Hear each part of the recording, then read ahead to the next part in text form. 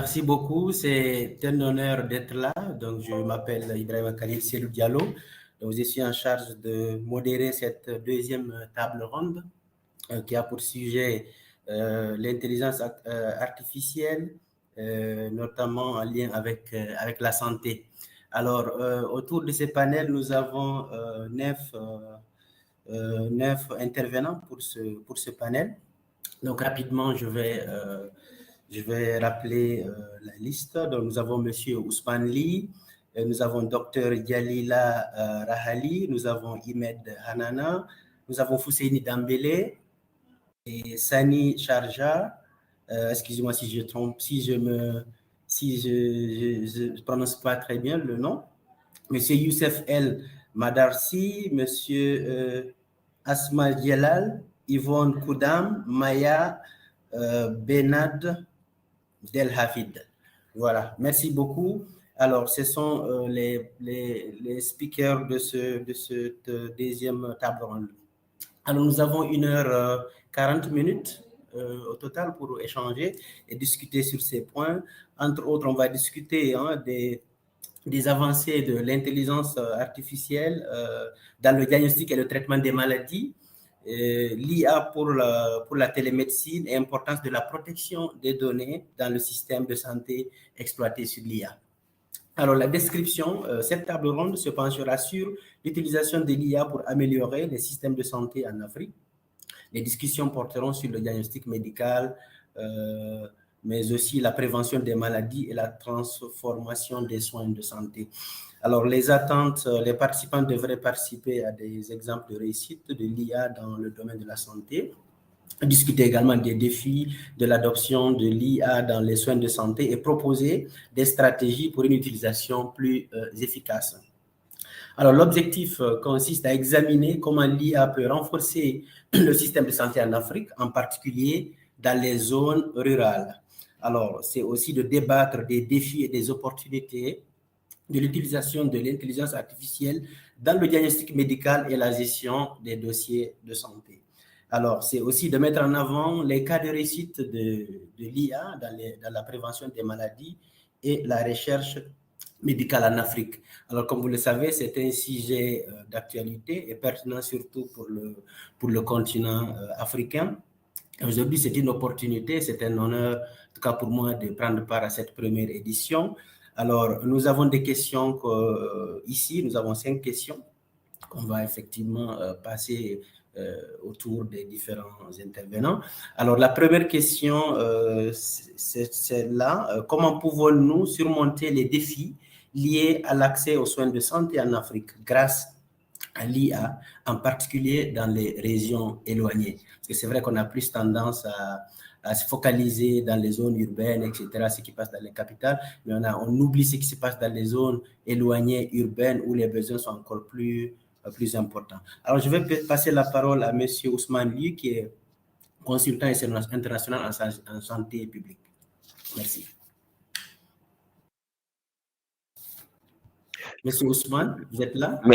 Merci bien, je suis là, effectivement. Avant tout propos, permettez-moi de remercier et de saluer l'initiative de CDA d'organiser ce sommet interrégional du numérique en Afrique et de remercier tous les participants, ceux qui sont là pour venir nous écouter et de dire que nous apportons juste nos points de vue en toute humilité parce que la connaissance est immense et c'est la somme de nos intelligences collectives qui permettra à nous tous d'avancer. Et donc, en termes d'intelligence collective, moi, je compare cela à l'intelligence artificielle.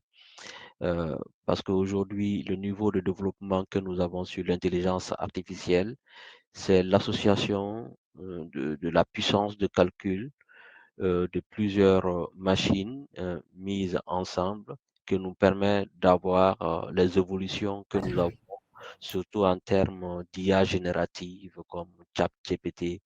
C'est parce que les algorithmes ont pu travailler depuis plusieurs lieux ensemble sur des données recueillies que nous pouvons avoir ces types de résultats qui font souvent peur, mais qui font plaisir. Mais pour revenir spécifiquement à notre domaine qui est la santé, alors la question étant de savoir qu'est-ce que ça apporte comme solution aux défis qui se posent dans les zones reculées, nous pouvons prendre l'exemple de la télémédecine qui est une solution assez élégante pour faire voyager non pas les patients, mais plutôt leur donner les informations pour qu'on puisse les prendre en charge. Et une des évolutions les plus importantes que l'intelligence artificielle va amener dans ce domaine, c'est dans le cadre de l'imagerie médicale. L'imagerie médicale dans toutes ses sphères, que ce soit l'échographie, que ce soit la photographie de lésions, que ce soit la radiographie et autres. Nous savons que les spécialistes ne sont pas dans les zones rurales, ils sont tous concentrés dans les capitales. Donc, on a vu aujourd'hui le développement d'outils d'intelligence artificielle permettant de faire les diagnostics à partir d'images recueillies automatiquement, mais plus rapide que le médecin. Et on dira souvent même sont plus efficaces que les médecins.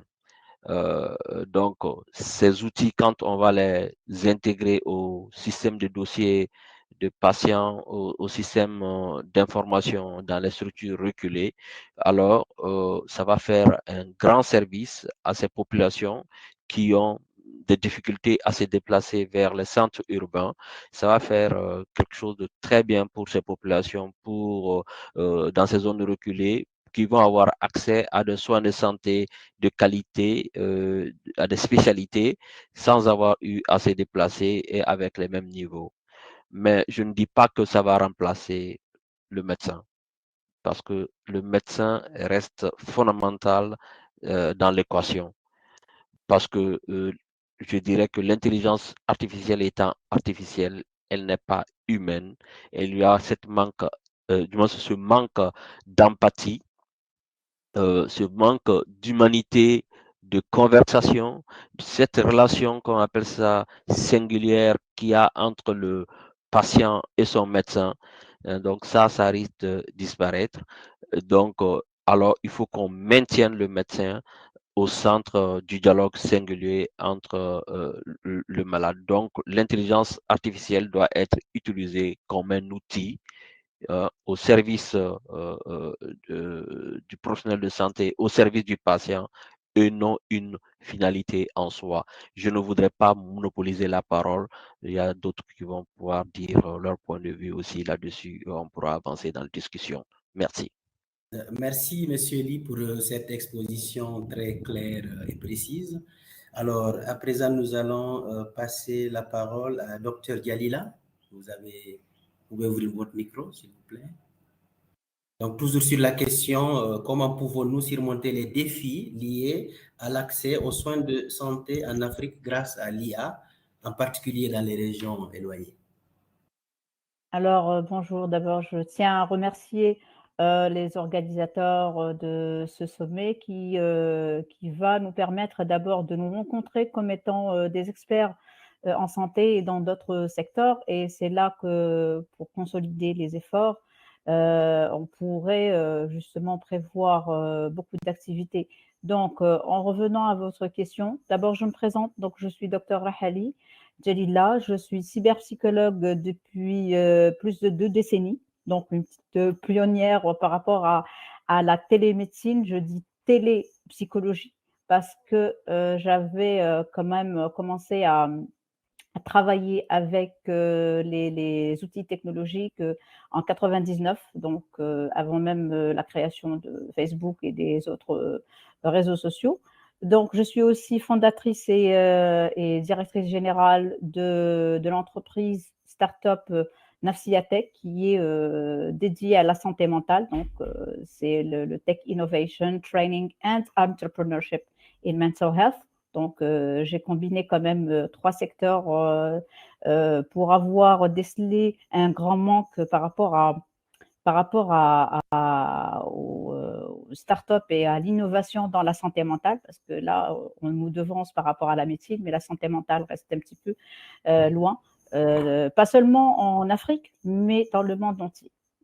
Alors, pour revenir à la question, donc la santé mentale est d'une importance cruciale dans le contexte africain. Donc, tout comme dans le reste du monde. Donc, la maladie mentale, les troubles mentaux ne nuisent pas seulement à l'humain, mais aussi à l'économie d'un pays, parce qu'on sait bien sûr que la force productive étant amoindrie et le taux d'importation des médicaments plus spécialement les psychotropes en santé mentale, donc peuvent affaiblir le budget de tout un État et nuire aussi à la population au cas où on utilise ces médicaments de manière pas correcte, donc par exemple comme drogue. Donc, et sachant qu'il y a des défis spécifiques à l'Afrique, donc qui rendent justement la question de la santé mentale encore plus préoccupante. Mais que l'IA, je le crois fermement, peut aider à se rattraper et résoudre un bon nombre de problèmes. Alors, les problèmes qu'on a actuellement, les défis, c'est que ce n'est pas parce que les personnes sont éloignées par exemple, des cabinets de la santé mentale, mais aussi il y a le manque d'infrastructures, il y a aussi le manque de professionnels, donc la majorité sont installés à l'étranger, et donc je crois que l'IA va permettre à cette diaspora d'aider les pays d'origine c'est-à-dire à avancer dans ce sens de manière peut-être hybride et aussi par des plateformes d'intelligence collaborative. Donc, beaucoup de défis en Afrique, mais aussi il y a des solutions. Et là, l'IA, je pense qu'elle va accélérer ces solutions. On a pris du retard, mais on peut aller rapidement. Et là, le CDA et tout ce qui se fait par rapport au CDA dont je suis vice-présidente, va nous permettre justement de consolider nos efforts comme experts et d'avancer le plus rapidement possible en prenant en compte bien sûr tout ce qui est éthique, tout ce qui est discrimination pour trouver des solutions aux billets par exemple qui peuvent c'est-à-dire surgir et qui sont là par rapport à l'IA aussi. Voilà. Merci, docteur, pour cette intervention. Alors, je passe à présent à Monsieur Imed Hanana. On ne vous entend pas.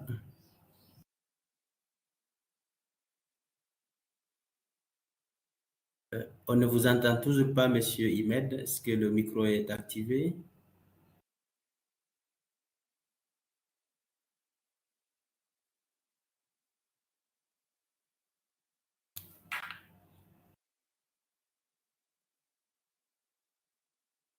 Alors, jusque-là, on ne vous entend pas.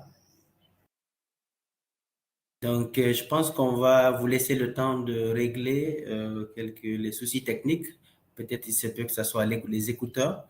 Donc, à présent, Monsieur Fousseini Dambélé, est-ce que vous êtes là?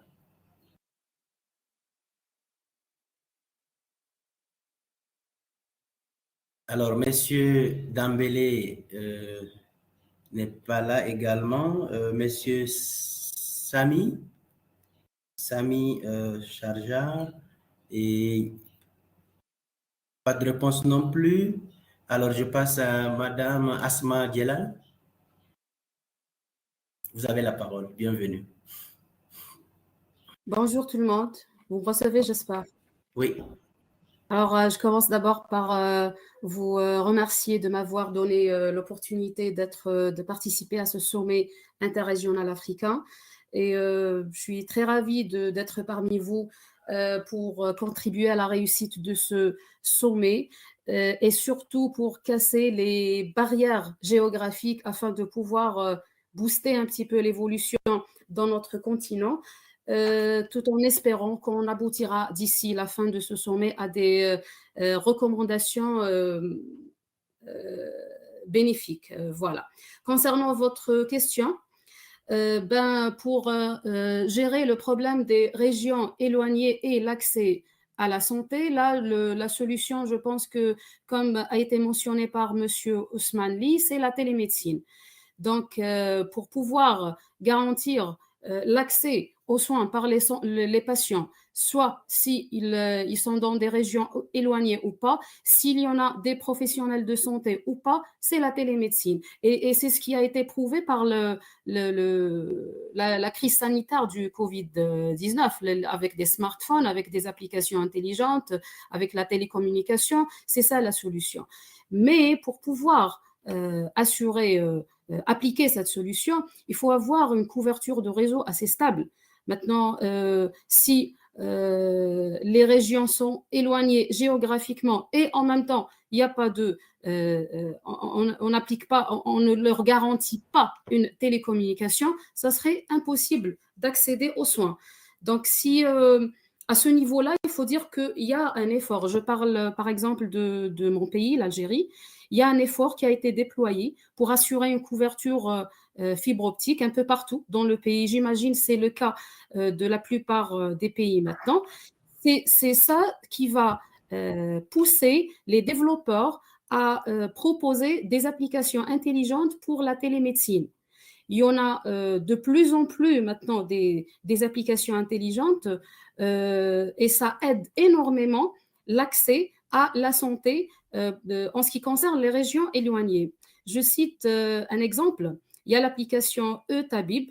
En fait, Tabib, c'est un mot en arabe qui signifie médecin.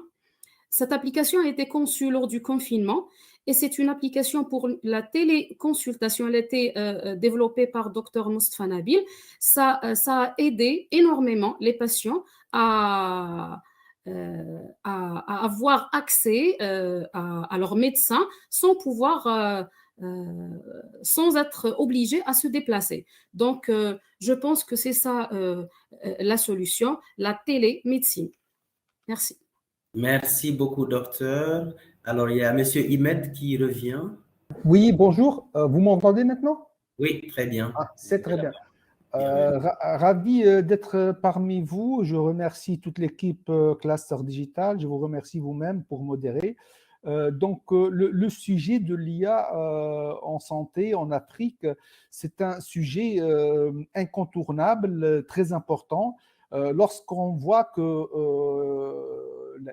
l'Afrique, ce continent, il est classé presque toujours dans les derniers rangs selon les indicateurs de l'OMS dans la santé.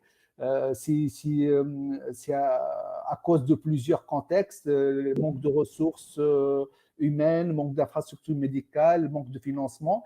Et l'IA, dans ce cas de figure, elle peut être utilisée pour résoudre pas mal de problèmes, pas mal de défaillances dans la santé, dans le secteur de la santé en Afrique, et surtout dans les pays en Sud-Afrique.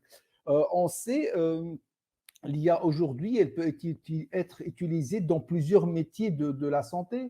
Elle peut être utilisée pour faire de la médecine prédictive, c'est-à-dire pour faire de la prédiction de l'évolution d'une maladie ou la prédiction de l'évolution d'une épidémie. Elle peut être utilisée pour faire de la médecine personnalisée à une pathologie chez un patient. Elle peut être utilisée aussi pour améliorer la qualité de service dans les administrations des établissements publics.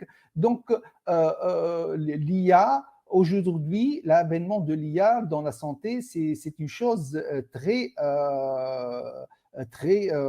importante et réussie si on arrive à l'appliquer.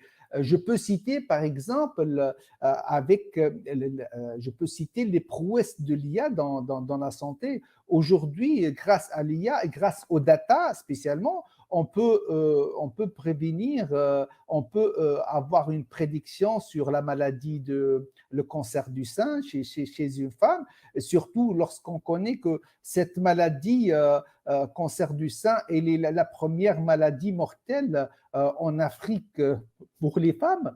Autre pour la maladie de tuberculose, selon l'OMS, c'est la première maladie mortelle en Afrique. Donc aujourd'hui, il y a des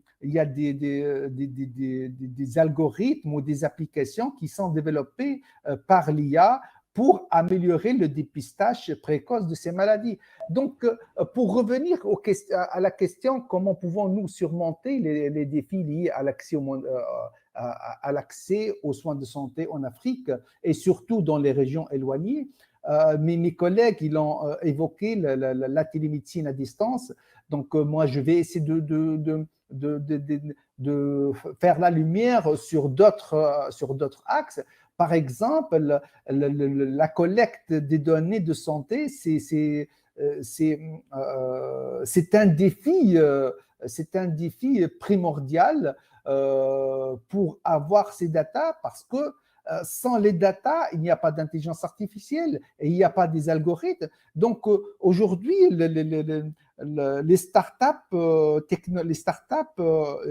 utilisant l'intelligence artificielle et travaillant dans tout ce qui est l'exploitation des datas de santé, ils trouvent une grande difficulté pour trouver ces datas de santé. Donc ça, c'est un premier axe. Deuxième défi, on peut développer des applications mobiles qui permettent aux patients de suivre leur santé avec leur médecin à distance sans se déplacer ou avec moindre de coûts. Donc pour ces dépenses, aussi, l'un des autres défis, il faut que le gouvernement soit présent par le déploiement d'infrastructures, que ce soit d'infrastructures d'équipements hospitaliers ou d'infrastructures d'ordre télécommunication. C'est-à-dire, si on veut utiliser des algorithmes IA dans la santé et qu'on utilise ça à distance, il faut déployer des réseaux télécoms de la 5G. Donc tout cela, ce sont des défis que les gouvernements doivent faire face pour améliorer le système sanitaire dans les régions défavorisées en Afrique. Merci, Monsieur Imed, pour cette très belle présentation. Alors, nous vous remercions. Je vois Monsieur Dambélé qui est arrivé. Monsieur Fousseini, on vous passe la parole rapidement parce qu'on a un temps limité. Donc, toujours sur la première question concernant les défis liés à l'accès aux soins de santé en Afrique grâce à l'IA. Monsieur Dambélé, vous pouvez ouvrir le micro. Bonjour à tout le monde. Je suis vraiment... Vous me recevez? Oui, allez-y, on vous écoute. Je suis vraiment très heureux d'avoir au sein de ces panels. En vos rangs et grades, je suis Fousseini Dambélé. Et en ce qui concerne l'intelligence artificielle dans le domaine de la santé, à mon avis, pour que le potentiel de l'IA soit au service vraiment de la santé, surtout dans les zones vraiment éloignées.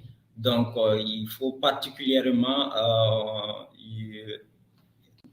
pour que les travailleurs de la santé, les aides-soignants et tout, ils ont vraiment besoin d'une formation ou d'un recyclage numérique pour faire face à des machines qui pourraient remettre en question en question la prise des décisions et l'autonomie des prestataires et des patients, notamment dans les pays qui ont peu de ressources, où les patients ont souvent du mal à accéder aux agents de santé ou aux professionnels de la santé, de combler des lacunes en matière d'accès aux services de santé. Donc, du coup, les systèmes d'intelligence artificielle doivent être soigneusement conçus pour tenir compte de la diversité dans ces milieux sociaux et de la diversité des milieux socio-économiques et des milieux où les soins et aller faire de pair avec une formation en compétences numériques soit pour les patients et aussi pour les aides-soignants. Donc, pour venir à bout de ce gap numérique entre les systèmes. Bon, et il faut aussi la sensibilisation du public. Il faut vraiment sensibiliser le public sur ces systèmes d'intelligence artificielle. Et les systèmes qui sont basés principalement sur les données, il faut savoir aussi que les données relatives aux habitants des pays avec un revenu plus élevé ne peuvent pas convenir pour les personnes vivant dans des pays à revenu faible ou intermédiaire. Donc, étant donné que les algorithmes d'intelligence artificielle se basent sur les données pour pouvoir faire des prédictions et pour pouvoir être au mieux répondre aux besoins pour lesquels ces systèmes ont été conçus. Donc, les investissements qui doivent par les pays doivent être consacrés à l'intelligence artificielle, mais également aux structures qu'elles nécessitent. Devrait donc aider à mettre en place des systèmes de soins de santé en évitant que des biais préjudiciables à l'équité en matière de prestation de services et des accès à ces services soient codés dans les systèmes d'intelligence artificielle aussi. Donc, voilà. Donc, il y a vraiment un fort intérêt, un fort potentiel pour l'intelligence artificielle dans le domaine de la santé. Donc, nous notons toutefois que cette disparité entre les différentes régions africaines joue un rôle prépondérant dans les données qui vont être soumis pour qu'ils puissent être beaucoup plus efficaces. Donc, l'intelligence artificielle au niveau de l'Afrique principalement peut contribuer à la prédilection au niveau du malaria aussi, a contribué à avoir des vaccins beaucoup plus efficaces. Plus récemment, on a eu à voir au niveau du Burkina un vaccin qui a été développé et homologué par l'OMS, donc contre le paludisme et tout. Donc tout ça, c'est bien sûr en tenant compte de ces données, des faibles données publiques qu'on a pour pouvoir entraîner nos algorithmes. Donc, il y a vraiment un long chemin à parcourir aussi et en se basant sur les vraies données et d'aller à la recherche de ces données pour pouvoir entraîner les solutions où les patients peinent souvent à accéder aux agents du personnel et au personnel médical. Voilà. Merci. Merci, Monsieur Dambélé, pour votre intervention. Je pense qu'il y a Madame Maya qui est revenue. Je ne sais pas si Madame, vous êtes là. Je vois qu'elle est encore repartie. Alors, moi, j'ai une question, monsieur, pour le docteur Yalila. Alors, on parle beaucoup d'infrastructures, d'investissements, d'équipements, mais moi, j'ai vu des cas où, effectivement, il y a eu beaucoup d'investissements, des équipements, mais le défi énergétique pose problème. Les équipements de pointe sont là, mais il n'y a pas d'énergie pour les faire fonctionner. Qu'en est-il de ce défi énergétique aussi pour vraiment la bonne mise en route de l'IA dans le secteur de la santé? Docteur Yalila. Le micro est fermé.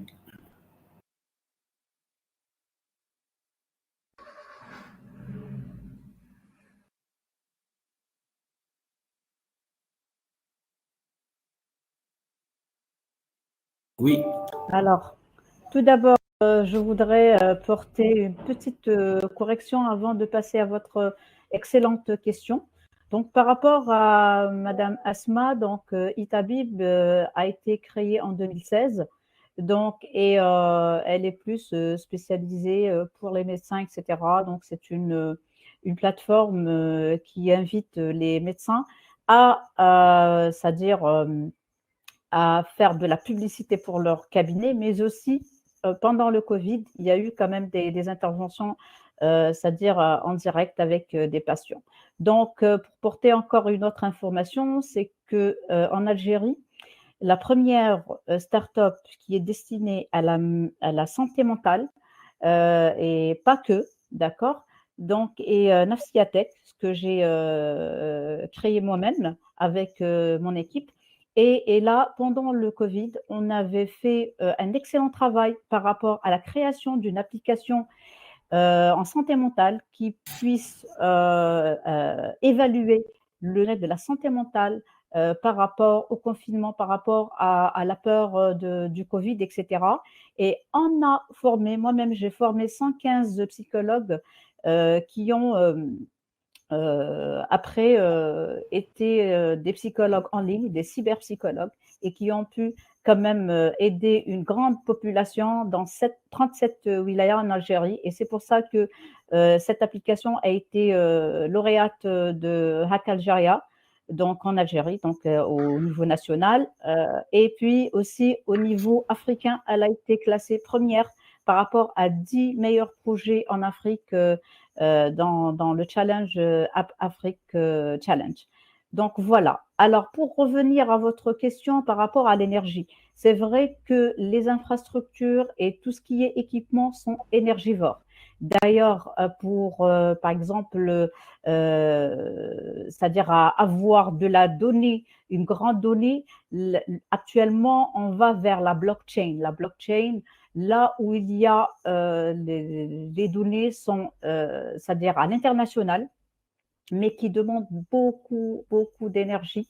Et donc, par rapport aux pays africains, je ne pense pas qu'il y aurait un problème parce que l'Afrique est dotée de l'énergie renouvelable. Donc, il y a beaucoup de soleil, il y a du vent. Donc, on peut être vraiment très à l'aise dans ce sens par rapport, par exemple, aux pays européens et c'est-à-dire américains, nord d'Amérique, etc. Donc, à condition qu'il y ait, c'est-à-dire une volonté politique pour justement créer cette énergie qui va, c'est-à-dire aider l'IA à se développer, parce que sans elle, on ne peut rien faire. D'ailleurs, on est en train de voir, par exemple, quand il s'agit de coupure d'Internet, donc c'est toute une région qui est gelée. Et c'est arrivé par rapport à un problème lié à l'alimentation de l'Internet. C'était des câbles, je pense, maritimes qui ont eu des problèmes. Donc finalement, toute une région, l'Algérie en était la première, était coupée du monde par rapport à ça. Donc il faut vraiment que chaque pays ait son propre, ses propres équipements qui sont chers, c'est vrai. Mais si on ne développe pas ça, soyez sûr qu'on va rester dépendant. Et la dépendance n'est pas bonne. Par rapport surtout au développement. Et d'ailleurs, il y avait Dr Hamel qui avait pointé du doigt ceci, pour que notre innovation soit la nôtre et qu'on puisse contrôler ce qui se passe, c'est-à-dire par rapport à la donnée qui est l'or bleu, l'or actuel, sur laquelle repose justement l'IA, repose l'IA générative comme ChatGPT, etc. Donc, il faut vraiment d'abord commencer par trouver cette énergie pour pouvoir après l'utiliser et donc être dans la suffisance par rapport à ce secteur-là. Merci, hein, docteur, pour cette intervention. Alors, je pense que nous allons passer sur la deuxième question. Donc, on va essayer de passer moins de temps sur cette question-là, parce qu'on n'a pas beaucoup de temps. Je pense qu'on va donner 2 minutes par. J'aimerais quand même intervenir par rapport à cette question. Elle est extrêmement importante. Allez-y, monsieur Lee, allez-y rapidement. Oui, je viens de partager un lien d'un projet que nous avons mené au Mali et qui est en poursuite. C'est le projet Sandy.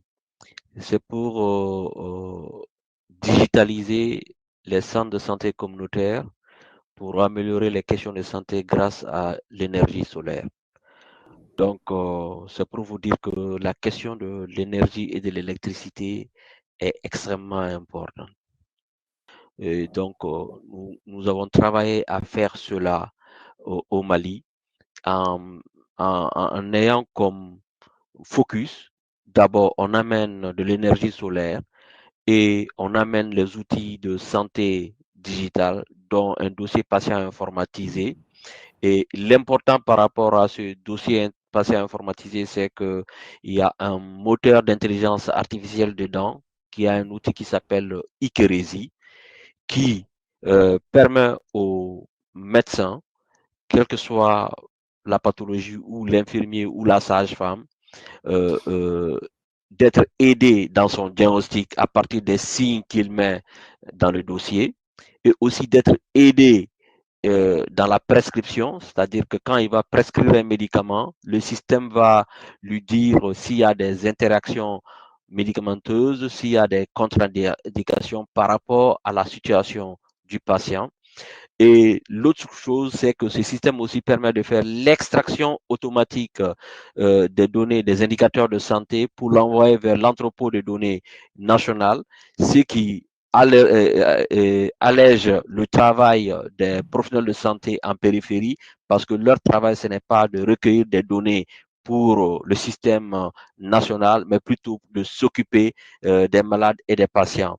Et la dernière chose que je voudrais aussi dire par rapport à ces systèmes que nous avons mis en place, c'est qu'il y a un système de télémédecine intégré grâce à des lunettes intelligentes qui permet de faire de la télémédecine pas maintenant liée à une pathologie, mais de la télémédecine sur toute la sphère de la santé. Et donc, c'est 25 centres de santé communautaires qui ont été équipés avec ce système et c'est 6 centres de santé de référence qui ont été équipés avec ce système, qui sont des hôpitaux de district, et puis avec possibilité d'extension.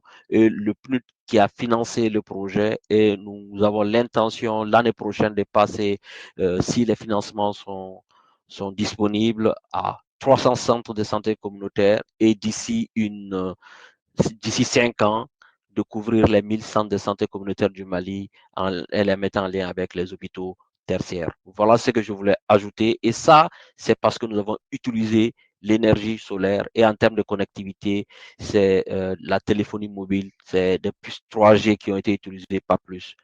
Voilà. Et des serveurs distribués pour que l'intelligence artificielle se déploie aussi localement et non qu'on ait tout le temps à faire appel aux clouds internationaux. Voilà ce que je voulais ajouter comme précision par rapport à cette question. Merci, Monsieur Lee. C'est d'ailleurs une très bonne nouvelle hein, parce que je trouve que cette première édition nous fait découvrir aussi beaucoup de choses parce que j'avoue, bon, il y a beaucoup de choses aussi qui sont faites, mais dont on n'est pas forcément au courant parce que ce n'est pas partagé. Et vraiment, nos remerciements, Monsieur Lee, pour vraiment cette partage d'expérience parce que c'est quelque chose vraiment d'innovant et je pense que quand on parle d'intelligence artificielle, on veut aller vers ça, en fait. Donc, merci beaucoup. Alors là, pour la deuxième question, on va donner quand même 2 minutes par participant pour nous permettre de rester dans le timing. Alors, la deuxième question, c'est quels sont les cas d'utilisation les plus prometteurs de l'IA dans le diagnostic et le traitement des maladies courantes en Afrique? Alors, d'ailleurs, cette question, je l'avais réservée je voulais commencer par Monsieur Lee. Je pense que cette question répond en partie même d'ailleurs à votre intervention tout à l'heure. Donc, je vous redonne la parole et je mets la question aussi dans le chat pour faciliter aux uns et aux autres. Monsieur Lee, on vous repasse encore la parole pour cette question. Des exemples des cas d'utilisation prometteurs de l'IA dans le diagnostic et le traitement. Vous avez 2 minutes, hein, Monsieur Lee. Merci bien. Les cas d'utilisation c'est ce que je viens de dire dans le cadre du projet, comment on appelle ça, de Sandi au Mali. Je vais rejoindre Dr Jalila pour parler un peu de notre expérience en santé mentale. Vous savez, avec la Covid, avec tout ce qui se passe, la guerre en Ukraine, les gens souffrent de stress un peu partout et nos pays ne sont pas exempts de ça. Et puis, l'autre particularité est que la maladie mentale n'est pas très bien vécue chez nous. Les gens n'acceptent pas très souvent de dire qu'ils ont ces problèmes-là. Donc, faire une consultation chez le psychologue, on va dire que tu t'es occidentalisé, on te le dit clairement. Hein.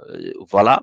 Donc, pour faire face à ces défis, au niveau de ce projet, dans les centres de santé communautaire, nous avons intégré ce qu'on appelle une module de prise en charge de la santé mentale dans le système de dossier patient informatisé qu'on a mis en place, avec derrière notre moteur d'intelligence artificielle en santé qu'on appelle Ikeresi.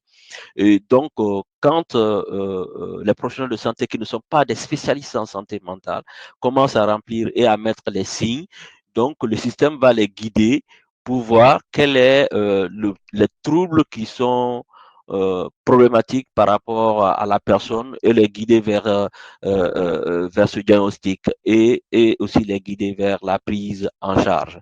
Donc ça, c'est un exemple concret qui est en train de se passer sur le terrain que nous avons fait pour utiliser l'intelligence artificielle.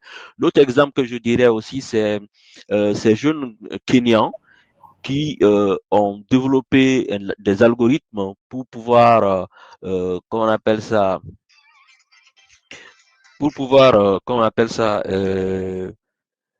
diagnostiquer le paludisme grâce à la prise de photographies de smartphone de la peau, donc pour pouvoir voir si la personne a les parasites du paludisme dans le sang. Donc, vous imaginez, c'est parce qu'ils ont utilisé des outils d'intelligence artificielle pour pouvoir développer cet outil de diagnostic où tu n'as même pas besoin de recueillir le sang, juste de photographier la peau, et donc ça va aller voir. Donc vraiment, ça c'est les deux exemples que je voulais dire, l'autre étant vraiment très extrême et l'autre aussi qui était très concret sur le terrain. Voilà un peu ce que moi je pouvais dire. Merci. Merci beaucoup. Alors, je passe directement chez Dr Galila. Même si vous avez beaucoup parlé, on va passer après à quelqu'un d'autre. Allez-y, docteur. Alors, par rapport au cas d'usage de l'IA dans la santé mentale, donc on a quand même 6 éléments qui entrent en jeu. Donc là où l'IA vraiment, c'est-à-dire entre en jeu. Donc on a d'abord le diagnostic par rapport à la santé mentale. Imaginez que le DCM-5, on a 500-600 pages. Donc finalement, l'IA nous crée une rapide évaluation d'un cas juste en mettant des symptômes. Et donc, ça nous permet aussi de dépister de manière précoce les maladies, par exemple, surtout la dépression qui fait ravage, surtout après c'est-à-dire le Covid, après les catastrophes, les guerres, etc. Donc, on a aussi le traitement et personnalisation du traitement. Donc, chaque client a, c'est-à-dire ce qu'il lui faut, un sur-mesure par rapport à ses symptômes. Donc, grâce à des algorithmes et que ce soit des chatbots, etc.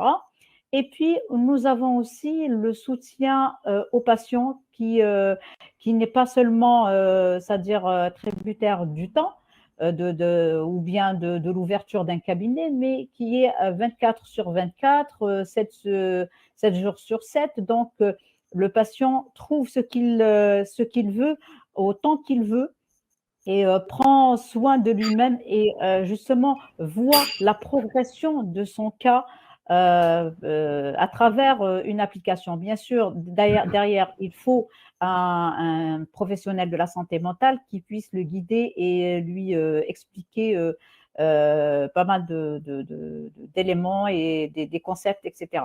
On a aussi la prévention des troubles mentaux. Donc, quand on a une donnée qui est collectée, donc cette donnée, ces données, c'est-à-dire nous laissent prévoir des troubles mentaux par région. Donc, et c'est ça ce que l'application qu'on a développée, Coronaphobia Psytest, c'est ça ce qu'elle fait. Donc, c'est par région, par âge, etc., pour après prévenir ces troubles mentaux au cas où il y a, c'est-à-dire une situation, une catastrophe, etc. Donc, et le dernier élément, c'est le développement de nouvelles méthodes et outils basés sur l'IA.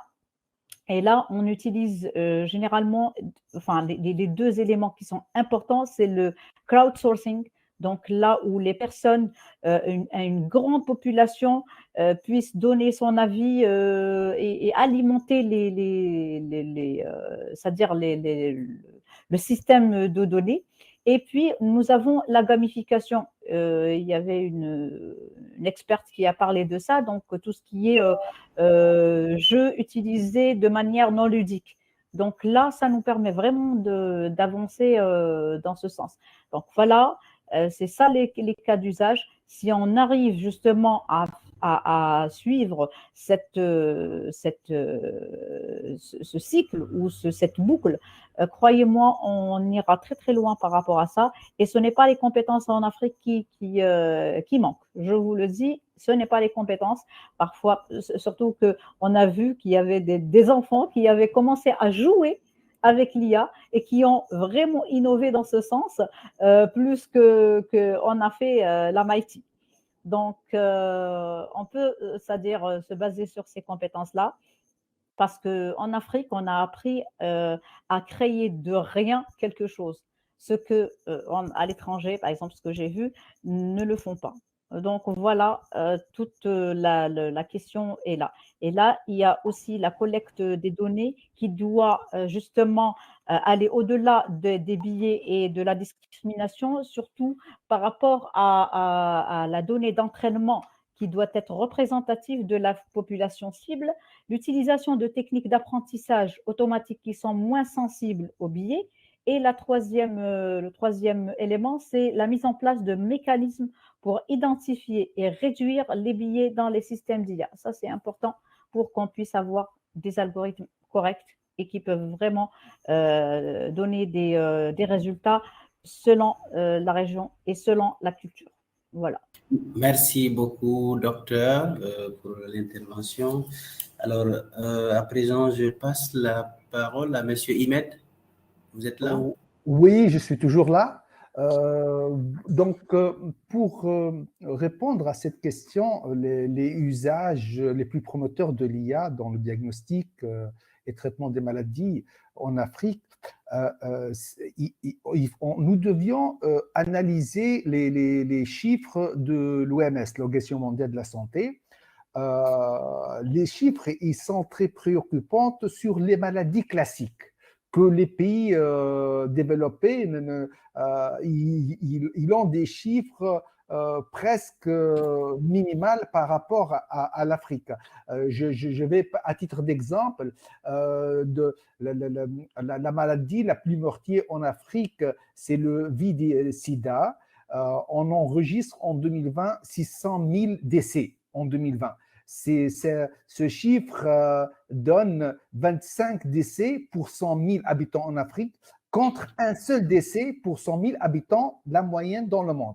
Un autre indice ou un autre chiffre, dans la maladie cancer du sein, qui est la première maladie de la femme dans le continent, les chiffres de l'OMS en 2020, ils ont enregistré 90 000 décès par cancer du sein en 2020. Ça équivaut à 26 femmes sur 100 000 contre 12 femmes sur 100 000. Donc, vous voyez, ces chiffres sont très préoccupants en Afrique. Et surtout, ils sont des maladies classiques, pas les nouvelles maladies du XXe siècle, qui sont les maladies dégénératives comme le Alzheimer, le Parkinson. Donc, de cela, on peut tirer quelques constats. Il faut développer des IA pour minimiser ou réduire ce gap entre l'Afrique, le continent et les autres pays, les autres continents. Donc, à partir de ça, on peut dire les cas d'usage qu'on peut utiliser pour l'IA, c'est pour aider, développer des IA pour aider au dépistage précoce du cancer. Donc, les startups en collaboration avec les établissements hospitaliers, avec l'université, avec des centres de données. Donc, ils peuvent former et développer des algorithmes IA pour détecter des signes précoces du cancer. Aussi, on peut développer des algorithmes pour faire un diagnostic des maladies infectieuses, surtout avec la maladie VIH-Sida, donc, qui est une maladie très mortelle et classique. Nos startups ou les gouvernements, ils peuvent faire face en développant un écosystème où les startups peuvent développer des genres d'algorithmes qui facilitent au diagnostic précoce de ces maladies infectieuses. Donc, vous voyez, aujourd'hui, ce n'est pas la peine qu'on essaie de développer des algorithmes pour résoudre un problème un peu spécifique de quelques maladies rares. Il faut vraiment y aller à résoudre des maladies classiques que la population africaine fait face depuis des décennies, et on voit que des jeunes, des enfants meurent dès le premier âge. Donc vraiment, c'est l'IA, elle peut résoudre énormément ce genre de problématiques dans le secteur sanitaire. Merci beaucoup, Monsieur Imed. D'ailleurs, votre intervention touche un peu la question suivante et c'était très intéressant. Alors, je vois Madame Maya qui est là. Vous n'avez pas pu prendre part à la première question, donc on vous passe la parole. Désolée, j'ai pris du temps pour pouvoir me reconnecter correctement. Donc, je vais essayer de baser mon intervention sur les deux questions. Donc, vous avez… bon, je vous remercie dans un premier temps vraiment de m'avoir invité à participer à ce panel. Un plaisir de rencontrer des praticiens. Donc, je suis enseignante en informatique à l'École supérieure de Constantine en Algérie. Et j'aimerais bien souligner, avant d'avancer vers l'IA, ce qu'on a besoin. C'est-à-dire, mes collègues ont souligné vraiment le besoin d'avoir une bonne connexion et tout. Donc, aujourd'hui, on parle de la 4e génération, de la 5e génération et même de la 6e génération, donc le projet 6G pour l'horizon 2030. Donc, il faut vraiment avoir déjà le nécessaire pour aller vers l'IA. Aussi, on peut parler de l'Internet of Things et le Mobile Cloud Computing. Donc, l'Internet of Things, donc on connaît tous l'IoT, mais aujourd'hui, on parle beaucoup plus de l'IoMT. Donc, c'est vraiment l'IoT dans le contexte de la télémédecine et tout. Donc, ce sont des appareils qui peuvent être utilisés pour surveiller la santé des patients en temps réel, en collectant des données sur les signes vitaux, l'observation des médicaments, la gestion de la maladie, et ce, à l'intérieur et à l'extérieur de l'établissement de santé. Donc là, je reviens vraiment sur la question sur les gens qui habitent dans des endroits éloignés. Donc, grâce à ces capteurs, on peut collecter ces informations. Le exemple, vraiment, on parle de transformation digitale, c'est le smartphone qui permet la mesure de votre rythme cardiaque, son enregistrement. Ça, c'est vraiment un exemple simple. Donc, on peut aller vers l'IA, mais une fois les informations collectées, il faut vraiment les stocker d'une manière sécurisée, parce qu'on a beau à parler de l'IA dans la médecine, mais il faut toujours penser au côté sécurité. Donc là, on parle du mobile cloud computing.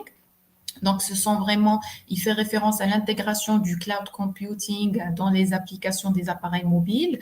Donc, il relève les défis du stockage, de la gestion de l'énergie. Et là, mes collègues ont parlé de l'énergie. C'est très important quand on parle d'IA, parce qu'on collecte, c'est vraiment pour traiter après. Et de l'accessibilité.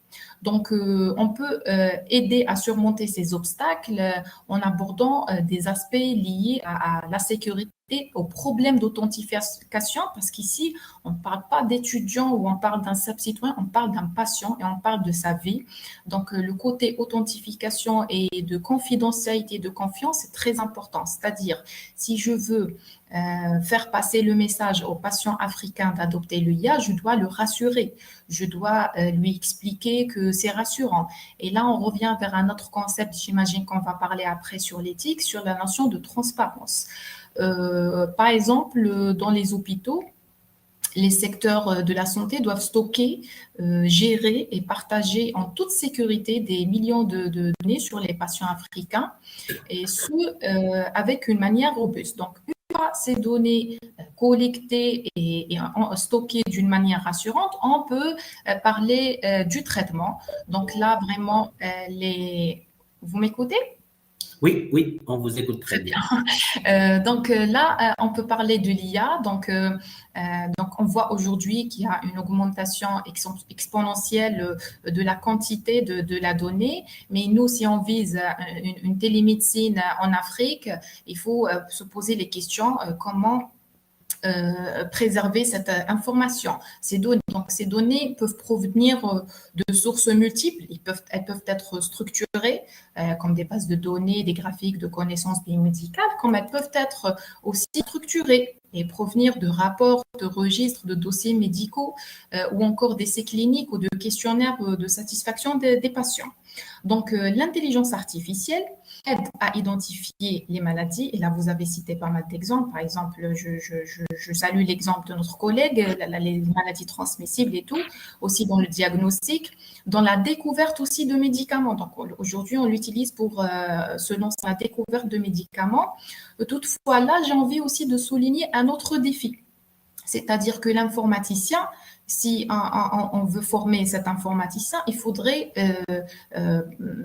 concevoir un cadre où il travaille avec le médecin. Parce que pour aller vers l'intelligence artificielle, il faut vraiment que l'informaticien puisse avoir les connaissances et les problèmes et avancer dans le projet avec des praticiens pour pouvoir vraiment viser loin. Voilà. Donc, j'espère qu'avec mon intervention, j'ai pu survoler les deux questions. Merci.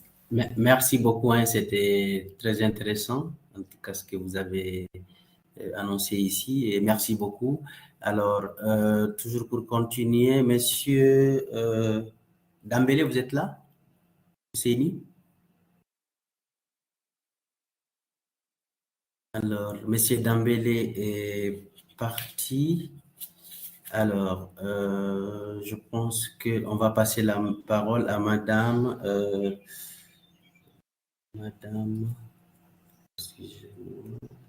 Asma Djelal.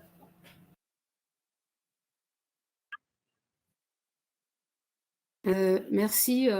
Alors, concernant cette deuxième question, les cas les plus prometteux de l'IA dans le diagnostic, en fait, l'utilisation des modèles d'apprentissage automatique pour surveillance. Donc, si on exploite ce genre de modèle d'apprentissage pour surveillance des symptômes des patients, ceci permet d'alerter les médecins en cas de risque accru, en cas d'anomalie. Ces modèles, en fait, permettent la collecte des données à partir des dispositifs médicaux, comme a été mentionné par Dr Ben Abdelhafid. C'est là où on parle de IOMT. Donc, ces données peuvent être utilisées pour détecter les conditions les plus complexes. Des fois, même un être humain n'arrive à détecter ou bien à les détecter à temps. Garantissant ce genre d'outils intelligents, ceci nous fournit un assistant virtuel 24 sur 24. Alors, l'IA, elle permet de robotiser certaines tâches, y compris celles qui étaient jusqu'à aujourd'hui des tâches humaines, comme la prise de décision en cas d'incertitude, l'apprentissage ou bien la production de connaissances, ou encore l'assistance physique et l'accompagnement conversationnel avec les patients. Je pense que ce dernier point est plus important en cas de santé mentale, comme on a des experts dans ce domaine-là. Donc, ceci pourra être un cas, une utilisation assez prometteuse pour l'exploitation de l'IA pour le diagnostic et le suivi. Merci. Merci beaucoup, madame. Alors, je pense qu'on a terminé pour la deuxième question. On va passer rapidement à la prochaine. Déjà, alors je vois Monsieur Fousseini qui est de retour. Monsieur Fousseini, vous êtes là? Est-ce que vous pouvez rapidement intervenir sur ce point? Sur la deuxième question. Oui, merci Monsieur Silou. Moi, je pense qu'à mon avis, un des cas d'utilisation les plus prometteurs au niveau de l'Afrique avec l'intelligence artificielle, c'est le côté médicaments, notamment dans la découverte des médicaments. Donc, on fait beaucoup de recherches sur les médicaments et ça prend de nombreuses années et ça coûte vraiment cher avant qu'on ait les essais cliniques et du point de vue commercialisation de ces médicaments aussi. Donc, voilà, l'utilisation de l'intelligence artificielle pour rationaliser ce processus de découverte et de réorientation des médicaments, pour moi, ça a le potentiel de stimuler considérablement le développement de nouveaux médicaments, de réduire le temps de mise sur le marché et de réduire également leurs coûts. Donc, en d'autres termes aussi, vu que nos programmes d'intelligence artificielle utilisent les data pour s'entraîner d'abord et aussi pour après les phases de training, donc faire maintenant les cas tests sur le terrain. Donc, l'utilisation de ces données par l'IA permet aussi d'améliorer le pronostic des patients en adaptant le traitement d'un côté aux caractéristiques de la maladie, mais de l'autre côté aussi la possibilité aux spécificités de chaque personne. Donc, du coup, ça offre aujourd'hui la possibilité de prescrire les meilleures options thérapeutiques en fonction du profil bien particulier pour maximiser les chances de succès du traitement. Et pour finir, les interactions et l'efficacité des médicaments varient d'une personne à une autre et sont influencées en grande majorité par les variations génétiques. Donc, le fait de viser à comprendre le fait de ces variations génétiques sur les réponses individuelles aux médicaments, cela peut être vraiment un boost pour la grande quantité de données produites et par les études qui peut aider à donner des indications utiles sur les mécanismes d'administration des médicaments. Merci. Merci beaucoup. Alors, je vois beaucoup de commentaires dans le chat. Ça dénote aussi de l'intérêt qui suscite ces sujets d'intelligence artificielle liés à la santé. Alors, on va passer sur la prochaine question. Donc, je rappelle qu'on va donner quand même 2 minutes par participant pour nous permettre de gagner du temps et aussi à pouvoir répondre aux questions qui sont dans le chat. Alors, Monsieur Imed, je vous pose cette question. Comment l'IA peut-elle aider à anticiper et à prévenir les épidémies de maladies infectieuses en Afrique? Oui, l'IA, c'est quelque chose de très précieux et un outil très important qui peut jouer un rôle dans tout ce qui est prévention et anticipation des épidémies. Alors, on peut utiliser des données historiques, par exemple, sur des épidémies anciennes dans une région ou dans un pays, qui nous permet de faire des surveillances de ces données épidémiologiques. Donc, une IA peut surveiller en temps réel des données épidémiologiques pour prévenir ou prédire une épidémie qui peut y avoir lieu. Prenons par exemple pendant la période du coronavirus, on a enregistré un engouement très important d'utilisation de l'IA pour faire la surveillance de la propagation du coronavirus. Donc, ça, c'est quelque chose que l'IA peut faire très facilement. Autre chose, on peut utiliser l'IA pour faire de l'analyse des données sur les réseaux sociaux. Par exemple, lorsqu'on remarque beaucoup d'informations, beaucoup d'échanges sur les réseaux sociaux, LinkedIn, Facebook, que quelqu'un a une maladie, angine ou la fièvre et tout. Donc, une IA, elle peut vraiment prédire et analyser que il y a une maladie épidémique ou une épidémie. Donc, et nous nous souvenons très bien aussi dans la période de cette pandémie, le coronavirus, il y a une entreprise canadienne qui s'appelle Blue Dot. En 31 décembre, si je me rappelle très bien, elle a détecté l'apparition du coronavirus à la ville de quoi à la ville au Chine, qui a permis de détecter cette épidémie avant même l'OMS. Donc, l'utilisation de l'IA pour faire la surveillance des données épidémiologiques ou pour faire les analyses sur les réseaux sociaux d'une éventuelle épidémie, c'est très pratique et c'est très pratique. Et comment ces modèles travaillent? En fait, ils utilisent des modèles prédictifs qui s'alimentent avec des données historiques et des facteurs environnementaux, des déplacements de la population. Si une IA, elle détecte une population qui se déplace beaucoup dans une autre région, par exemple, où il y a moins de maladies. Donc, ces IA, ils peuvent détecter ce genre d'épidémie. Aussi, si on remarque qu'il y a une grande consommation de certains médicaments qui est utilisé souvent dans le traitement des angines ou de la fièvre, donc cette IA, elle peut prédire que il y a une forte possibilité qu'il y a une épidémie.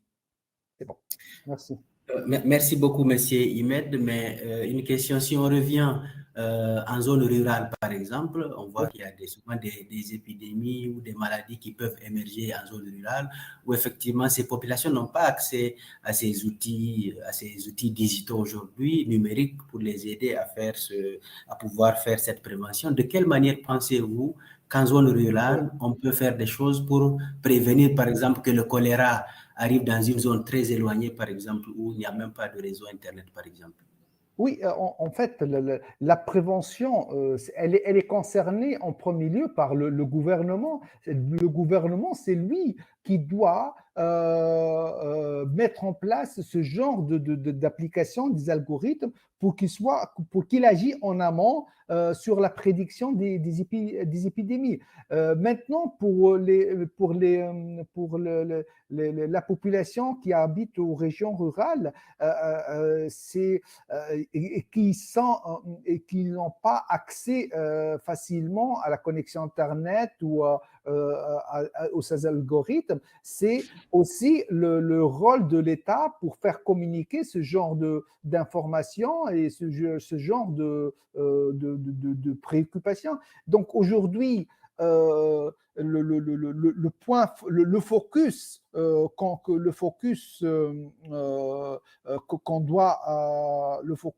qu'on doit focaliser, c'est sur le rôle de l'État, du gouvernement, pour tout ce qui est la gestion et la prédiction des épidémies. Merci beaucoup, c'est très clair. Alors, Monsieur Ousmane Ly, ça fait longtemps qu'on ne vous a pas donné la parole. Vous avez la parole pour la troisième question. Monsieur Ly, vous êtes là? Oui, je suis là. Allez-y. Le temps juste d'activer mon micro. Alors, pour moi, pour l'anticipation des épidémies et des maladies infectieuses en Afrique, la question est extrêmement importante. Nous aurons des problèmes parce que nos systèmes de recueil de données ne sont pas parfaits.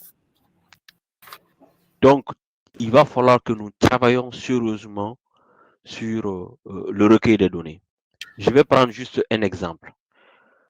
Cet exemple est que quand on envoie souvent des personnes enquêter sur des questions de santé dans un certain nombre de projets, les gens vont s'asseoir juste sous un arbre et puis ils vont remplir le formulaire. C'est tout. Et puis ils ramènent. C'est comme si, alors, or, l'intelligence artificielle travaille sur des données et ces données doivent être des données, qu'on appelle ça accurate, comme on dit en anglais, c'est-à-dire des données qui sont exactes. Donc, nous, on a ces choses-là, on les a découvertes comment? Parce que on a mis des formulaires sur des téléphones et on a mis le GPS dessus. Et donc, les habitudes que les gens avaient avec les formulaires papier, ils les ont reproduits avec le téléphone portable. Or, il y avait ce qu'on appelle le GPS dedans. Et donc, on leur a sorti, on a dit, eh ben, avec les coordonnées GPS, pendant 4 heures de temps, vous êtes resté à un tel point.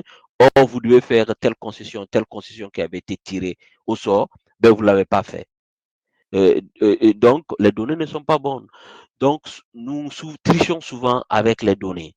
Et en intelligence artificielle, il ne faut pas tricher avec les données. Parce que si vous trichez avec les données, c'est des mauvais résultats que vous allez sortir. Sinon, c'est un outil puissant qui va nous permettre de pouvoir prédire la propagation, par exemple, des épidémies, de pouvoir prédire dans l'avenir, si on a, qu'on appelle ça, des dossiers de santé informatisés dans tous les CESCOM, l'intérêt de ça, c'est que ces systèmes apprennent avec leur environnement.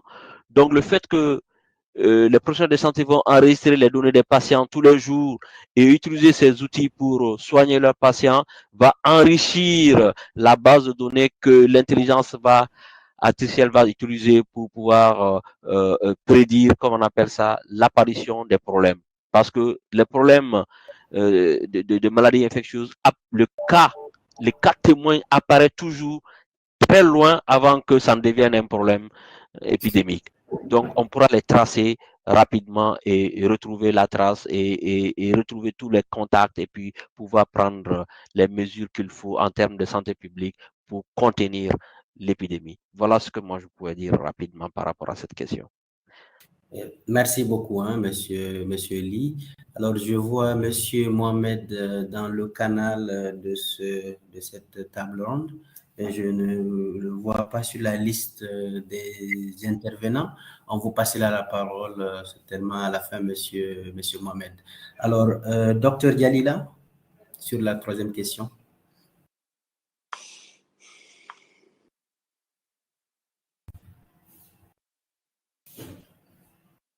Votre micro, hein, docteur.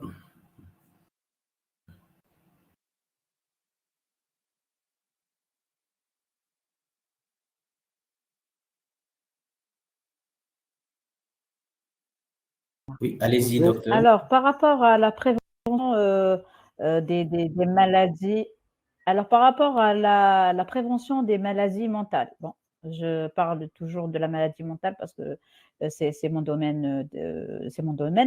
Donc, comme a dit Monsieur Haussmann, donc c'est la donnée réelle qu'il faut avoir d'abord, d'accord, pour prédire. Deuxièmement, il faut aussi améliorer les méthodes parce que là, ça ne sert à rien de prendre, par exemple, des méthodes déjà faites, faire du benchmarking, c'est bon, mais aussi innover, c'est encore meilleur. Donc, créer d'autres outils, comme par exemple ce qui a été fait en Corée, là avec la réalité virtuelle, donc là où en santé mentale, il y avait une recréation de toute une personne, une jeune enfant qui est décédée et dont la maman n'a pas fait le deuil correctement. Donc, il y avait beaucoup de douleur de la maman, de toute la famille. Et si on pouvait me consacrer 2 minutes pour mettre en exergue cette vidéo, là où on voit que à travers la réalité virtuelle, donc, il y a eu un traitement rapide des symptômes de la maman en recréant un avatar de sa fille qui lui parlait, c'est-à-dire en imitant la voix de l'enfant, son physique, etc. Tout a été pris en charge par des professionnels en santé mentale avec les technologues, donc des informaticiens qui ont conçu cet avatar. Et là où on a permis à la maman de revivre un instant intense avec sa fille et puis de lui faire un dernier adieu. Donc ça, c'était très, très important. Et après, cette méthode est allée vers d'autres perspectives, là où on mettait en exergue les avatars en collaboration avec les professionnels de la santé mentale et qui collectaient des données. Donc, ça, c'est important. Aussi, par exemple, nous avons vu que dernièrement, en septembre 2023, il y a eu un enfant qui était malade et que les parents, bon, il y avait 17 médecins qui ont voulu diagnostiquer, ils ont essayé de diagnostiquer l'enfant qui était atteint d'une maladie rare. Et c'était qui avait, c'est-à-dire trouvé la maladie? C'était ChatGPT. Donc, les parents ont eu, c'est-à-dire recours à ChatGPT pour voir un petit peu tous les symptômes. Et finalement, l'enfant a pu avoir après un traitement qui coïncidait avec sa maladie rare. Donc, développer les méthodes, développer les outils, mais aussi faire très attention à la collecte des données pour être, c'est-à-dire dans l'éthique. Et puis aussi, par rapport à la collaboration entre pays, il faut quand même qu'il y ait cette collaboration par rapport à l'innovation, parce qu'on ne peut pas, l'Afrique ne peut pas, c'est-à-dire, normalement est indivisible. Moi, je parle d'Afritoyens, je ne parle plus d'Algériens, de Nigériens, de Maliens, c'est un Afritoyen qu'il faut, c'est-à-dire prendre en charge. Et là où les pays en collaboration peuvent vraiment faire avancer l'IA dans la santé. Et puis aussi, donc, comme a dit un des experts, donc investir dans les startups, parce qu'il y a actuellement beaucoup de startups, je parle de mon pays, donc là où il y a une explosion de startups, mais les startups en santé restent encore timides. Donc, pourquoi? Parce que derrière, il faut qu'il y ait des médecins formés à la technologie, ce que l'université Oran 1 avait fait en faisant sortir des technologues, des médecins technologues et des technologues qui ont accès aussi à des formations en médecine. Donc, voilà comment vraiment aller au-devant de ce développement extraordinaire. Merci beaucoup, hein, docteur. Alors, Monsieur Dambélé, vous êtes là, on n'a plus beaucoup de temps. Alors, je vous passe la parole pour la troisième question. D'accord, merci. Par rapport à la troisième question, moi, je pense que quand on parle d'intelligence artificielle, donc l'intelligence artificielle a cette capacité énorme de traiter de grandes quantités de données beaucoup plus rapidement pour pouvoir pour qu'on puisse créer des systèmes, que ce soit des systèmes de vision ou des systèmes d'alerte précoce, dans ce cas-ci au niveau de la santé. Comme M. Lee l'a souligné tout à l'heure, la collecte des données au niveau de l'Afrique, elle est vraiment pas totalement OK à nos niveaux, puisqu'on collecte très peu d'informations, mais aussi ces informations qui sont collectées se trouvent par la suite être biaisées et tout.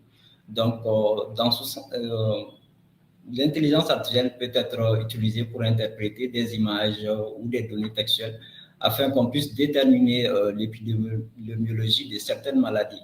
Dans ce sens, pourrait notamment aider à bien cibler qui pourrait bénéficier d'un médicament selon sa condition médicale et son bagage génétique. Donc, cela pourrait par la suite éviter de tester des médicaments sur des gens qui n'y répondront pas bien, ce qui fait perdre du temps des personnes, de la vie des personnes et aussi de l'argent. Donc, ensuite, il y a un point que M. Anana a souligné tout à l'heure à propos des réseaux sociaux. tels que Meta et Twitter, qui fournissent de nombreuses informations sur l'état de santé de la société et sur la manière dont elle réagit face à une menace infectieuse. Donc, en compilant ces données, nous pouvons mettre au point de nouvelles stratégies de surveillance et de contrôle des épidémies au niveau de l'Afrique. Donc, de façon générale, les données décrivant le comportement humain à différentes échelles sont cruciales vraiment pour nourrir nos modèles qui décrivent la propagation des maladies infectieuses au niveau de l'Afrique. Je vous remercie. Merci beaucoup. Madame Asma Diellal, vous avez la parole. Merci. Bon, concernant cette problématique, la médecine préventive, si je prends l'exemple de la médecine scolaire, dépistage, la détection et le suivi des maladies, là, un outil intelligent pourra faciliter l'analyse des données collectées. La détection des anomalies en cas d'un début d'une pandémie, ça serait plus facile avec un modèle intelligent qu'avec une analyse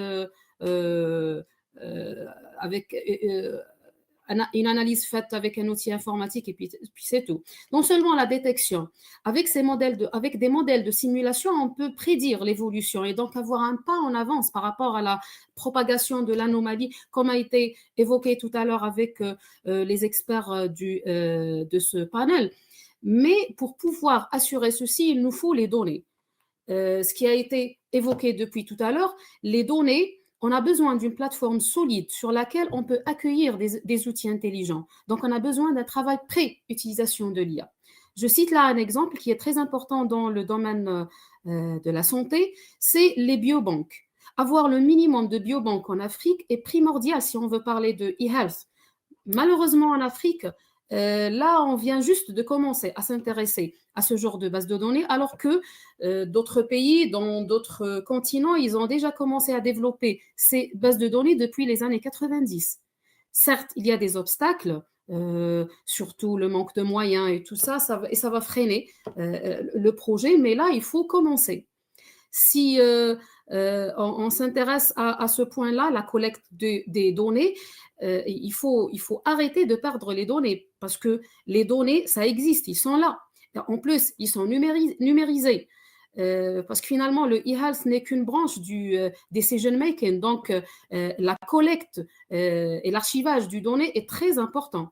À mon sens, le point de départ, c'est les centres d'imagerie, les statistiques, le dépistage, le médecine scolaire et tout ça. Donc, la donnée est bien existante. Il faut seulement commencer à la collecter, à l'archiver pour qu'on puisse enfin l'exploiter avec des outils intelligents. Je pense que la plupart maintenant des pays africains oblige les institutions de santé, soit privées ou bien publiques, de numériser le processus du dossier médical. Donc, ce n'est plus une option maintenant. Le processus de gestion du dossier de santé est numérisé. Il faut maintenant sérieusement commencer à collecter ces données pour qu'on puisse enfin, ensuite, les utiliser dans la médecine préventive. Voilà, merci. Merci, madame. Alors, madame Maya, est-ce que vous voulez dire quelque chose sur ce sujet? Je voudrais juste apporter, enrichir, toujours dans le même sillage. Donc, toujours on revient vers la donnée. Une fois cette donnée existante, si on est dans un cas de pandémie, par exemple avec la COVID-19, donc il serait aussi intéressant de prédire quels patients auront besoin de soins plus intensifs. On parle là de at-risk patients. Donc, c'est une sorte de tri des patients pendant une pandémie, une épidémie. Donc, en identifiant ces patients qui présentent les risques les plus élevés de décès ou d'autres complications, donc le personnel hospitalier peut adopter des soins plus ciblés à ces patients et allouer surtout les ressources parce que dans les hôpitaux, le problème dans les pandémies, c'est toujours est-ce qu'on a suffisamment de ressources pour traiter les patients. Donc, allouer les ressources de manière appropriée lorsqu'elles se font rares. Voilà. Merci. Merci beaucoup. Alors, nous allons passer sur la 4e question. Quelles sont les stratégies pour garantir que l'IA améliore les soins de santé sans augmenter les inégalités en Afrique. Alors, comme vous le savez, on peut avoir différents axes stratégiques. Je vais donner la parole à chaque participant pour nous donner un axe stratégique. Ça nous permettra aussi de gagner en temps et peut-être à la fin, pour éviter des répétitions, et sortir avec 4 ou 5 principaux axes stratégiques. Alors, je commence par Monsieur Lee. Allez-y, vous avez la parole. Merci bien. Moi, je prendrai l'axe des questions éthiques. Il faut que nous travaillions sur l'éthique de l'intelligence artificielle en santé, surtout en faisant attention aux biais algorithmiques, donc, et aussi aux données que nous avons. Parce que l'inégalité qui va se faire, c'est que s'il n'y a pas de données provenant de nos réalités africaines, l'intelligence artificielle qui va être développée sur d'autres réalités qui ne va pas s'adapter à nos réalités. Ça, c'est un premier point. Au niveau technologique et technique même de la programmation des algorithmes d'intelligence artificielle. L'autre côté, c'est que il faut qu'on regarde éthiquement le problème que ça va poser à une santé qu'on appelle ça à deux vitesses. Vous savez que l'intelligence artificielle, on utilise les outils technologiques, les ordinateurs, l'Internet et autres. Donc, ceux qui n'ont pas accès à ça n'auront pas accès à une meilleure santé parce que ils sont démunis, c'est parce qu'ils n'ont pas accès à ces outils-là. Et là, ça fait un système de santé à deux vitesses qui n'est pas équitable. Donc, ça, ce sont les axes sur lesquels moi, j'aimerais bien que nous regardons et que nous sensibilisons le pouvoir public à intervenir sur ces questions, mais aussi tout un chacun, parce qu'il ne faut pas juste laisser ça aux décideurs. Nous sommes tous décideurs quelque part par rapport à ces questions, par rapport à notre santé. Et je terminerai par dire que l'intelligence artificielle va permettre à ce que les gens soient plus autonomes, soient plus responsables avec leur santé, ce qui va améliorer la question de la prise en charge des maladies et des épidémies, quelle que soit la nature. Merci. Merci beaucoup. Alors, docteur Imed, selon vous, quel serait le second axe principal? En fait, je ne suis pas un docteur, je suis un ingénieur. Donc, monsieur Imed, je m'excuse. Ouais. En fait, la partie cruciale pour déployer une IA dans le pays, tout d'abord, il faut une stratégie nationale d'IA dans ce pays. Et après cette stratégie nationale, il y aura plusieurs sous-stratégies. Prenons le cas dans la santé, il faut vraiment faire une stratégie IA, de l'utilisation de l'IA dans la santé. Et donc, ça, il faut donner ce détail. Parce qu'il y a une confusion entre les experts et parfois entre les divers acteurs sur la nécessité ou sur le contenu d'une stratégie nationale en IA. En se référant sur une stratégie d'utilisation de l'IA dans la santé, moi, je vais mettre le point sur les deux axes. L'axe politique et le cadre réglementaire et institutionnel. En effet, si on veut vraiment utiliser ou développer l'écosystème de l'IA dans la santé ou développer l'utilisation de l'usage de l'IA dans ce domaine, il faut y avoir une forte volonté de politique du haut niveau de l'État, parce que sans cela, on ne peut pas créer une vision pour l'utilisation de l'IA dans ce domaine.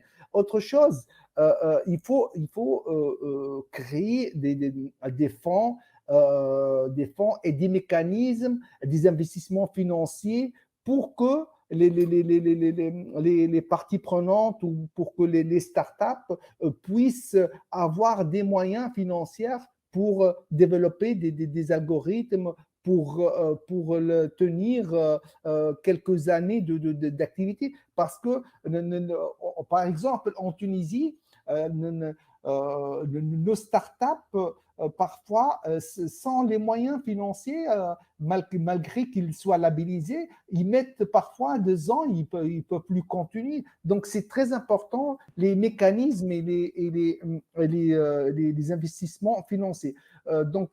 Et sur le cadre réglementaire, par exemple, en Tunisie, nous avons une bonne expérience.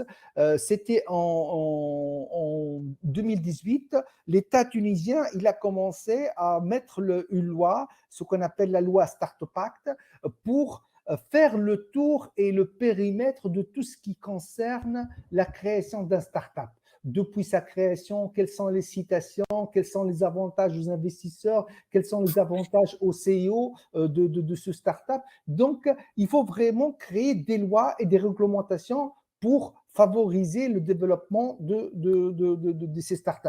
Aussi, il faut vraiment garantir et assurer la responsabilité de l'utilisation des données de santé, parce que les données de santé, ça représente des données personnelles, donc il faut vraiment mettre en place des consensus, mettre en place des systèmes pour la sécurité de ces données. Donc, cela ne peut être déployé que si on crée des lois et des lois et des réglementations. Sans oublier aussi de créer aussi un cadre éthique et une charte pour le respect de ces données. Donc, j'arrête là pour ces 2 axes et je laisse mes autres amis à continuer. Merci. Merci beaucoup. Alors, en attendant, en tout cas, les assistants ou les participants peuvent poser les questions sur le chat. À la fin, on va y revenir. Alors là, je viens vers M. Fousseini Dambélé. Rapidement, quel axe stratégique pensez-vous rajouter au-delà de ce qui a été déjà dit ici? Très rapidement, moi, je pense que l'axe de... Oui, on vous écoute. Oui, à mon avis, la stratégie axée sur l'inclusion et l'équité vraiment va exiger que, quand on regarde le principe même de l'inclusion, ça exige que nos solutions d'intelligence artificielle concernant la santé soient conçues de manière à encourager une utilisation et un accès et équitable, les plus larges possibles. Indépendamment de l'âge, du genre, du revenu, de la race, de l'appartenance ethnique, des capacités ou caractéristiques protégées par les codes du droit de l'homme. Donc, dans ce sens, la technologie d'intelligence artificielle, les solutions d'intelligence artificielle que les praticiens devront élaborer dans le cadre de la santé, comme toute autre technologie d'ailleurs, devraient être mises à la disposition du plus grand nombre de populations. Merci. Merci beaucoup, monsieur. Alors, Asma Djelal.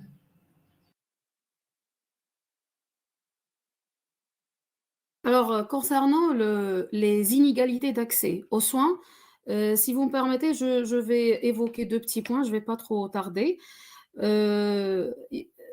Pour garantir l'accès aux soins de la santé, il ne faut pas concentrer les efforts dans les grandes villes. Je reviens vers la première question qui a été posée, les régions éloignées. Il faut travailler, partager les efforts sur toutes les régions. Ceci va garantir l'accès aux outils intelligents. Et là, je parle des moyens matériaux. Donc, il faut garantir une télécommunication dans les différentes régions et ne pas se concentrer sur quelques régions par rapport aux autres.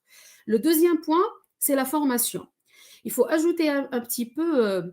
il faut jouer un petit peu sur la formation je vais dire, de l'être humain, patient ou autre. Donc, toute personne devra avoir le minimum de connaissances pour pouvoir exploiter l'IA. Là, je pense qu'il il nous faut une collaboration entre la première table ronde, celle de éducation et e-learning et tout ça, avec la nôtre. Alors, il faut jouer dès les premières années d'éducation, de formation, à intégrer le citoyen dans le domaine de l'IA, quoi, pour, si besoin est, il peut utiliser l'outil intelligent que les experts du domaine vont proposer. Voilà, je ne vais pas trop tarder sur ce point. Merci. Merci beaucoup. Alors, Madame Maya, vous êtes là? Je me demande, est-ce que vous êtes arrivé à la dernière question ou alors… Non, nous sommes toujours à la 4e question. Hein?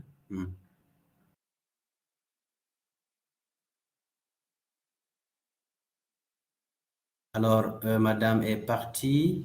Alors, il y a Docteur Yalila qui est de retour. Docteur, on va vous donner 1 minute pour vous permettre de nous donner votre point de vue sur soit un axe stratégique ou peut-être faire un commentaire sur ce qui a été dit. Alors, je prendrai l'axe éducation. Pourquoi? Parce que l'enfant, actuellement, nos enfants sont nés une cuillère numérique à la bouche. Le numérique ou bien les outils technologiques sont une continuité de leur corps, d'accord? Et c'est pour ça qu'on voit que nos adolescents, nos petits ne lâchent pas leur mobile, ne lâchent pas leur tablette, etc. Donc, autant utiliser ça de manière correcte et aussi de manière éducative. Donc là, on doit intervenir sur le fait d'intégrer des cours spécialisés pour les enfants. Actuellement, par exemple, on fait de la robotique, on apprend le Python à des enfants de 8 ans.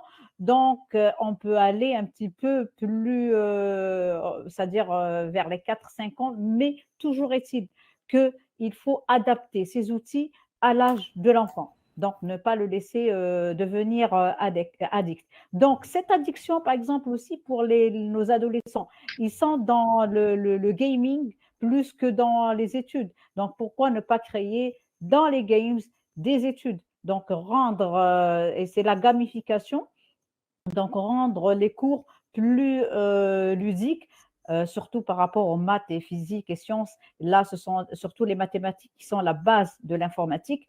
Et donc, on ira très loin et plus rapidement avec nos enfants qui savent manipuler les outils technologiques plus que nous. Et là, je dis dans le cadre de la cybersécurité, parce que je suis aussi dans ce secteur. Donc, s'il y a quelqu'un qui va nous protéger des threats, des cyber-risques, c'est bien nos enfants, parce qu'ils apprennent plus rapidement que nous et qu'ils savent mieux que nous manipuler ces outils. Donc, autant les orienter et bénéficier de leur intelligence qui n'est pas comme la nôtre, d'accord? Parce que là, ils ont appris très, très jeunes à manipuler ces outils. Voilà, donc l'axe de l'éducation est très important par rapport à ce qu'on est en train de dire par rapport à d'autres secteurs, mais aussi ce sont tous les secteurs qui doivent, c'est-à-dire être mis en exergue pour avancer rapidement. Voilà, merci.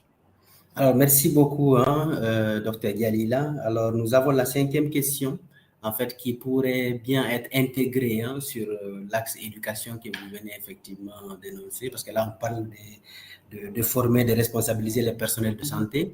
Alors, Monsieur Ousmane Ly, comment pouvons-nous former et responsabiliser les personnels de santé à utiliser l'IA de manière éthique et efficace?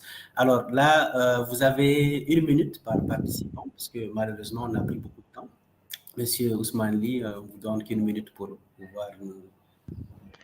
Merci pour cette question, d'autant plus que je suis médecin, je suis enseignant-chercheur à la faculté de médecine et de l'odontostomatologie de Bamako. Donc,